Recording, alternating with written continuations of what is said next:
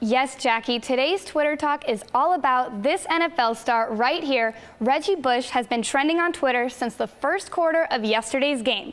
His 133 yards and 2 touchdowns helped the Miami Dolphins earn a much-needed win against the Oakland Raiders.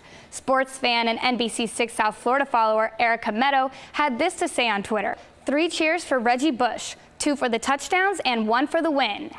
#Dolphins. Ryan Adams tweeted, "Let's hope we learn from Reggie Bush and keep up the good work." And yes, Ryan, I'm sure Fins fans everywhere couldn't agree with you more. The Miami Dolphins are set to play the Denver Broncos next Sunday at home, but if football's not your cup of tea, how about a glass of wine? The South Beach Food and Wine Festival kicks off this Saturday. It's a 4-day tasting event hosted by world-renowned chefs. You've seen their faces on TV, and now you'll get to taste their food. And if you're more of an adrenaline junkie, be sure to check out the Warrior Dash in Hialeah this Sunday. The 4-mile run is a rough and tough race that features obstacles sure to challenge you. Registration is $65 through midnight tonight. For more upcoming events and a full community calendar, don't forget to check out our entertainment guide on NBC6.com. Thousands of movie fanatics were at the screening of Paranormal Activity 4 in Miami last weekend. Here's photos NBC6 viewer Greg Martinez sent us. He was lucky enough to get a sneak peek of the movie and said it was the best of the series. And remember, don't forget to email your weekend photos to ic@nbc6.com if you'd like a chance to see your party pics on TV too. Live in the studio, I'm Karen Franklin with today's Twitter Talk. This is the vehicle that police say the mother left her 3 children unattended inside. 3 hours went by before anyone noticed the kids in the car. Too late for that 3-month-old baby. Right now, traffic is flowing freely, but at midnight tonight, FDOT plans to shut down this road, leaving commuters with only one way into downtown.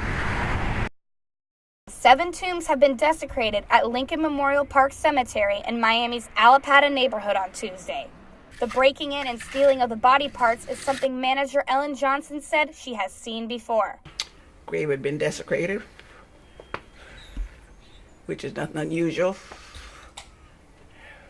They've been desecrating graves in the black community for the last 3 or 4 years.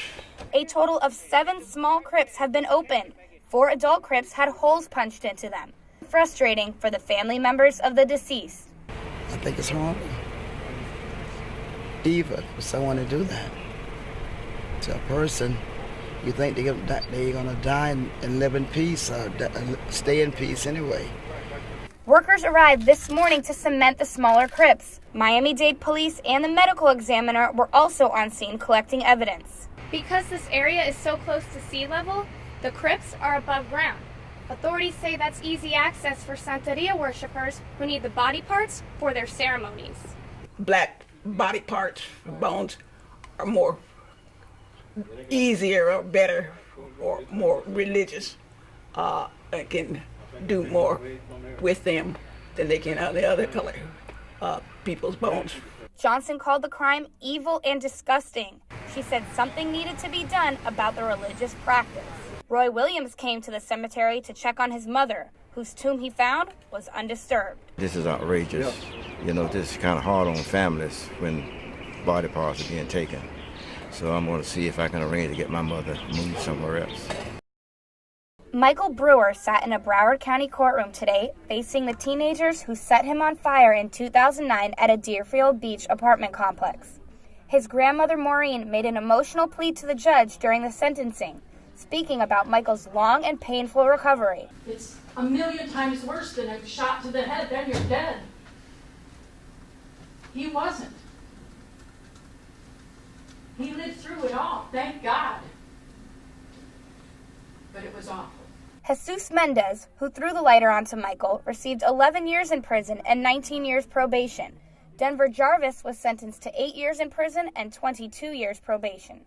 I think they should get longer, but it's all right. I know they're going to mess up anyways. The third teenager, Matthew Bent, will take his case to trial in March. Having to come back time and time again, you know, you have to reopen all these wounds.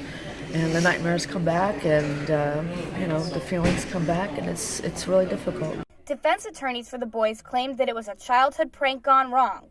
Michael disagrees. They knew exactly what they're doing, and that doesn't mean anything how old they are and how young they are. Back in 2009, police say the three boys confronted Michael about a video game and a bicycle. The boys set him on fire, and Michael jumped over a fence into this swimming pool to save himself. He suffered burns to over 60% of his body. Nobody helped my grandson. Had he not jumped a fence and dove into a pool, he would have melted on the ground there. It's very difficult to feel satisfied when you have, young people's lives who have been derailed and another young man who's going to suffer the consequences of those young people's actions forever.